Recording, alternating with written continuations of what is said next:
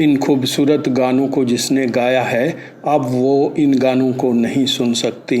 जी हाँ, गायिका अलका याग्निक अब ठीक से सुन नहीं सकती।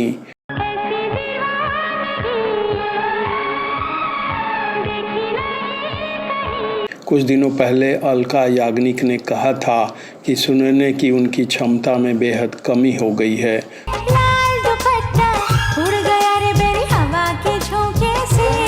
उन्होंने कहा था कि ये एक रेयर मेडिकल कंडीशन है जिसमें व्यक्ति की सुनने की क्षमता कम हो जाती है। फिल्मी दुनिया से जुड़े ज़्यादातर लोग मानते हैं कि लता मंगेशकर और आशा भोसले के रहते किसी नए सिंगर का उभरना मुश्किल था। ऐसा पहले भी था और 90 के दशक में भी यही स्थिति थी।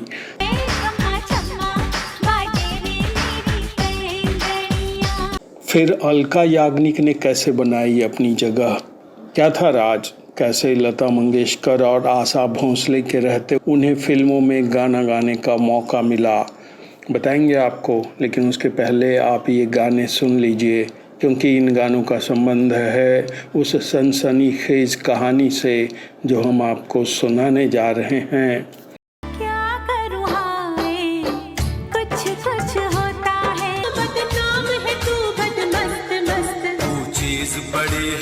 नमस्कार, इस एपिसोड में हम बात करेंगे अलका याग्निक की और इसकी कि कैसे लता मंगेशकर और आशा भोसले के रहते उन्होंने हिंदी सिनेमा में बनाई अपनी जगह।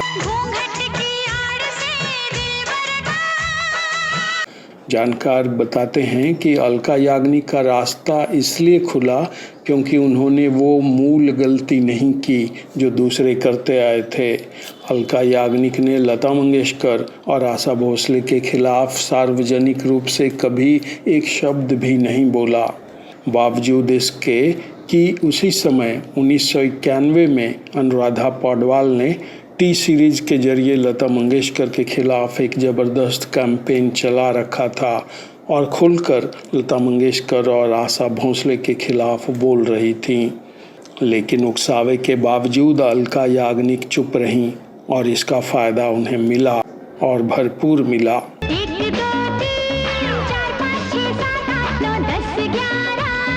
नब्बे के दशक की शुरुआत में अलका याग्निक ने ही नहीं, लता मंगेशकर और आशा भोसले के रहते कविता कृष्णमूर्ति ने भी अपने लिए रास्ता बनाया था।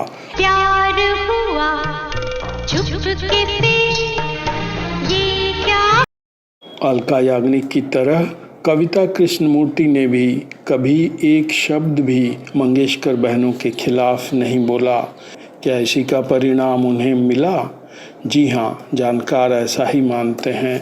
इस कदर झुक जाने का फ़ायदा इतना हुआ कि संगीतकार आर डी बर्मन ने विधु विनोद चोपड़ा की फिल्म 1942 अ लव स्टोरी में कुछ ना कहो कुछ भी ना कहो गाने का फीमेल वर्जन कविता कृष्णमूर्ति की आवाज़ में रिकॉर्ड करवाया।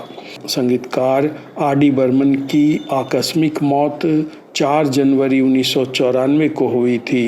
ये रिकॉर्डिंग आर डी बर्मन ने अपनी मौत के कुछ दिनों पहले करवाया था। 1942 अ लव स्टोरी रिलीज हुई 15 जुलाई 1994 को। किताबें बताती हैं कि गायिका कविता कृष्णमूर्ति भी ये फिल्म देखने गई थी। फिल्म पत्रकार राजू भारतन भी वहाँ मौजूद थे।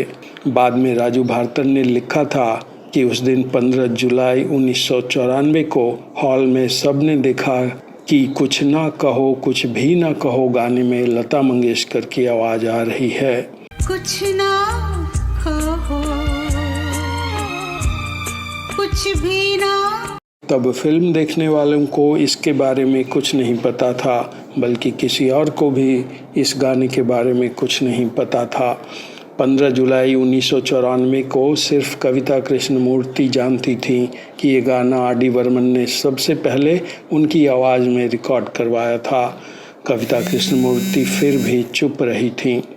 इस फिल्म में कविता कृष्णमूर्ति का एक और गाना था, प्यार हुआ चुपके से। इस गाने के लिए कविता कृष्णमूर्ति को उस साल का बेस्ट फीमेल प्लेबैक सिंगर का अवार्ड मिला था। तो कविता कृष्णमूर्ति चुप रहीं और उन्हें इसका फ़ायदा हुआ अलका याग्निक चुप रहीं और उन्हें अपने रास्ते पर जाने का मौका मिला। उन्होंने अपने सफ़र में अनेक खूबसूरत और सुपरहिट गाने दिए। चोली के पीछे क्या है, चोली के पीछे। लेकिन क्या अलका याग्निक और कविता कृष्णमूर्ति को यूं ही मिल गया था रास्ता? जी नहीं। जानकार बताते हैं कि वास्तव में अलका याग्निक और कविता कृष्णमूर्ति जैसी नई सिंगर्स का रास्ता साफ किया था वाणी जयराम ने। ये गाना है फिल्म गुड्डी का, जो आई थी 1971 में। दरअसल ये गाना तब इतना लोकप्रिय हुआ था कि दुनिया ने देखा था कि कैसे लता मंगेशकर और आशा भोसले के रहते चारों तरफ एक नई आवाज़ गूंज रही है।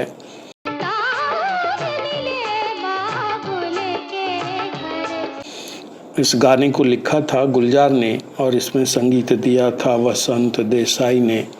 कहा जाता है कि इससे लता मंगेशकर हिल गई थीं, उनका सिंहासन डोल गया था। जब लता मंगेशकर का सिंहासन हिला तो सभी हिल गए। नतीजा गुड्डी में ही सामने आ गया। किताबें बताती हैं कि गुड्डी के आखिरी सीन के लिए संगीतकार वसंत देसाई ने वाणी जयराम की आवाज़ में एक भजन रिकॉर्ड करवाया था। भजन को फिल्म के आखिर में बजना था, लेकिन जब फिल्म रिलीज हुई तो लोगों ने देखा कि फिल्म के आखिरी सीन में जया भादुड़ी मधुमती का ये गाना गा रही हैं।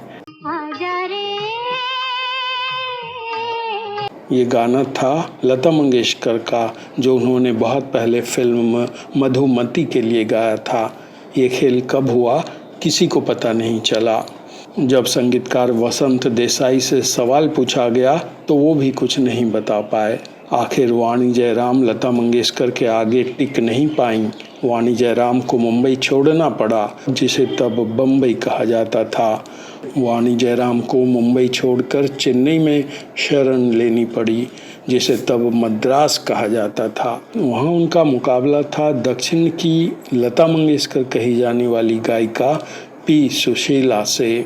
तो दरअसल 90 के दशक में अलका याग्निक और कविता कृष्णमूर्ति जैसे नए सिंगर्स के लिए जो रास्ता खुला, वो इसलिए खुला क्योंकि लगभग 19-20 साल पहले वाणी जयराम वहाँ एक पगडंडी बना गई थी। वो खुद तो लता मंगेशकर को चुनौती नहीं दे पाईं, लेकिन आने वाले सिंगर्स के लिए एक खिड़की ज़रूर खोल गईं।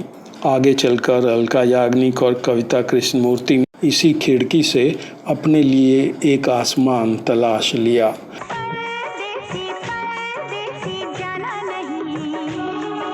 ये कहानी आपको अच्छी लगी हो तो इसे लाइक करें और शेयर करें, और अगर अब तक आपने इस चैनल को सब्सक्राइब नहीं किया है तो अब ज़रूर कर लें। अब हमें आज्ञा दीजिए। नमस्कार।